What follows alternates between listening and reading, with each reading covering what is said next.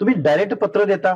मराठवाड्यामधल्या 5-6 खासदारांनी काल परवा पत्र दिलं नवनियुक्त खासदारांनी, आणि मग हे पत्र दिल्यानंतर मला वाटतंय कायदा बनवायला जाणाऱ्या लोकांनी जर कायद्याची थोडीफार माहिती जर घेतली नसेल तर मला वाटतं हे खूप धोकादायक आहे आपल्या सर्वांच्या हिताच्या आणि अधिकाराच्या संदर्भात.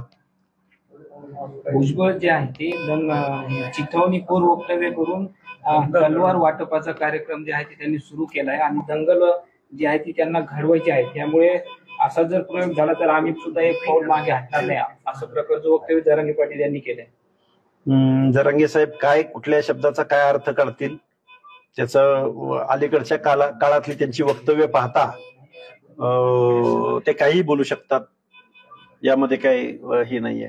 कारण एखादी शेरोशायरी केली जाते एखाद्या कार्यक्रमामध्ये, शेरोशायरीचा उद्देश असा असतो की तो फक्त त्याचा मधीत अर्थ घ्यायचा असतो, तो शब्दार्थ घ्यायचा नसतो, की एक मोटिवेटेड म्हणजे पुढच्या माणसांना प्रेरणा मिळण्यासाठी, पुढच्या माणसांच्या मनात विश्वास निर्माण करण्यासाठी, किंवा आपण बाबा यस आपण पण या देशाचे नागरिक आहोत त्यामुळे घाबरायचं कारण नाही, असं ज्यावेळी माणूस एक जनरली बोलत असतो त्यावेळी काही शेरोशायरींचा, काही उदाहरणांचा, काही म्हणींचा उपयोग केला जातो.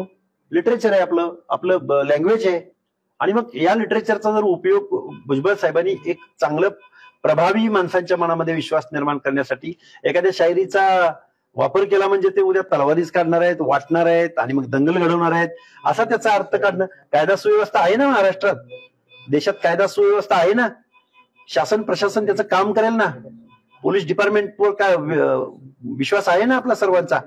त्यामुळे असं काहीतरी त्या शब्दशः अर्थ घ्यायचा आणि त्या शब्दाचा अर्थ घेऊन काहीतरी वक्तव्य करायची, मला वाटतं हे खूप पुअर लेवलची स्टेटमेंट आहेत, खूप बॉटम लेवलची ही जजमेंट आहेत.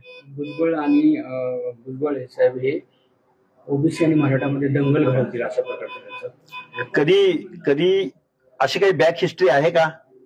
ओबीसीनी या महाराष्ट्रामध्ये कधी दंगल केली? ओबीसीनी कधी उठाव केलाय? ओबीसी संघटितरित्या एकत्रित आलेत आणि त्यांनी जाऊन कोणाच्या तरी मालमत्तेचं नुकसान केलंय, दंगली घडवलेल्या आहेत? अशी बॅक हिस्ट्री जर या महाराष्ट्रामध्ये असेल तर या वक्तव्याला थोडासा आधार मिळतो. पण अशी मला वाटते ओबीसी हा शोषित आहे, वंचित आहे, भटका विमुक्त जाती जमाती डोंगराच्या कुशील आहेत. महाराष्ट्रातील सर्व बातम्यांचे विश्वासार्ह व्यासपीठ